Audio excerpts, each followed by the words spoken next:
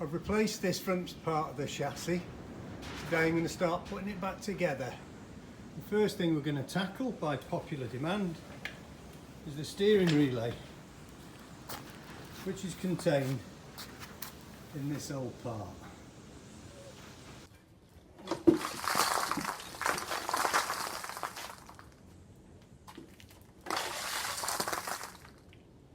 It's raining rust.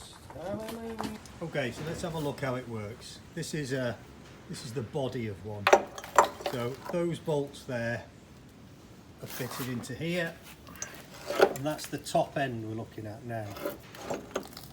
And the whole unit drops in that way. So if you've got yours on the car and you're trying to get it off, you need to go that way. It's got to go upwards. On these splines there's a steering arm here at the bottom, there's one at the top. Those are still on the vehicle in this case, and then there's this flange here. There doesn't appear to be anything holding that on yet, but I've got to try and save that one because I haven't got another one. Now there's no point in taking this off unless it's any good. So what we've got to have here is that it must turn with resistance and no movement in this direction. So let's test that.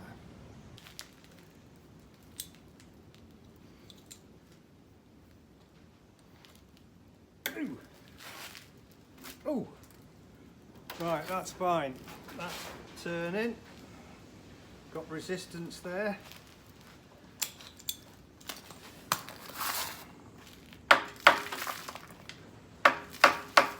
And there's no movement in it in either direction that way, so that one's okay. It's worth taking out and putting back in. If you're wondering what's inside one of these steering relays, let me save you the trouble. This one I took apart many years ago to see what was in there, and that's when I discovered that you can't get it back together unless you've got a special tool. The whole thing is held together and is held under pressure by that big spring, which is basically squashed down in between these two here. These are fibre sort of bushings, and they stop everything rattling about. Work on there. The only other thing that can wear out is there's a bronze bush in here which slides onto there, and it acts on that part there. So there it is.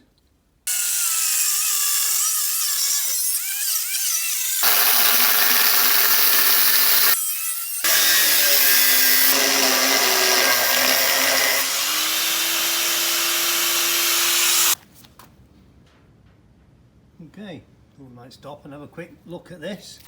That's what's inside there. So that is a tube. That part there is slotted into the tube, which is that hole in the chassis there. So you can see how they weld themselves together with rust over the years.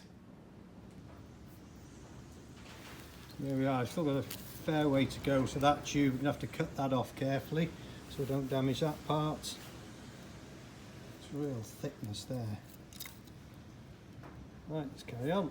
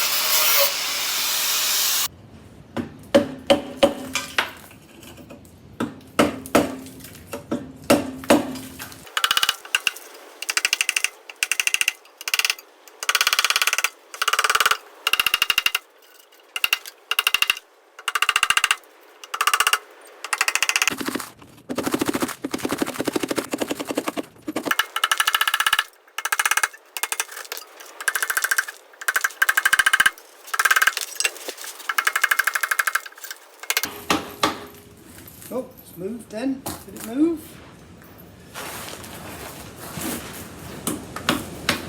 Hey, gotcha!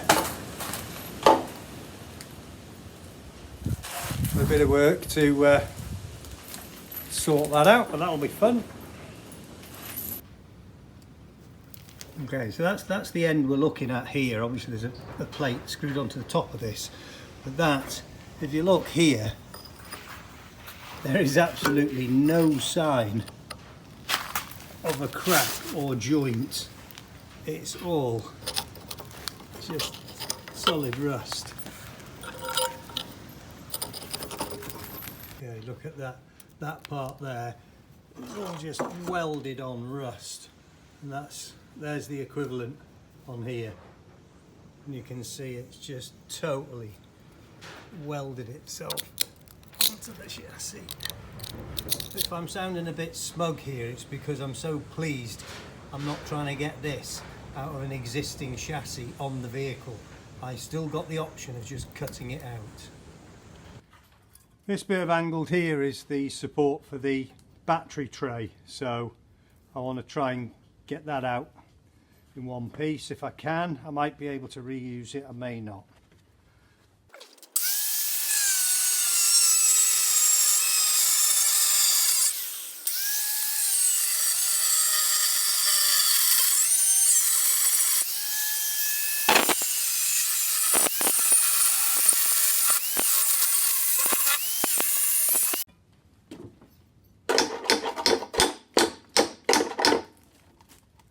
Oh, give it back.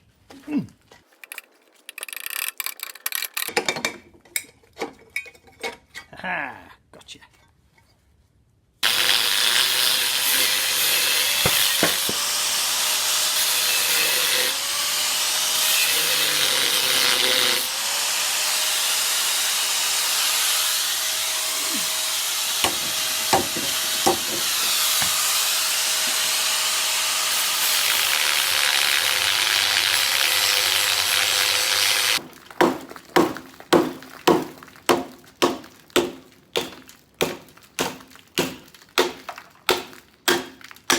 Ooh.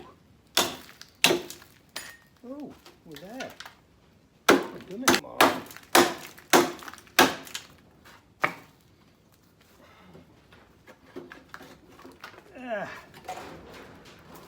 Well, that's the easy way to do it. But accidentally, I've nearly sawed through the flipping thing. Look at the rust on there. It's no wonder they don't come out.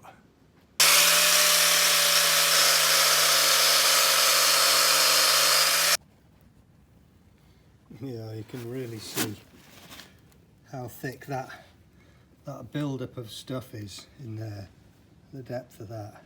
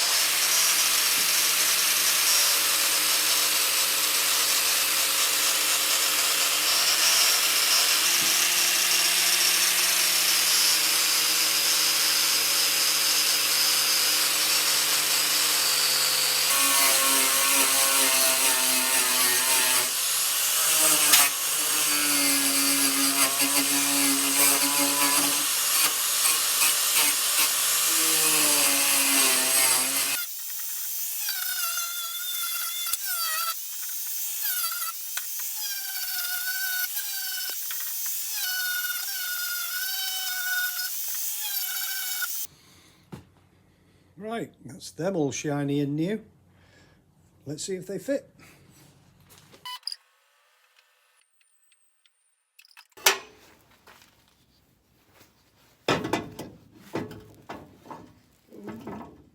Whoa, fits.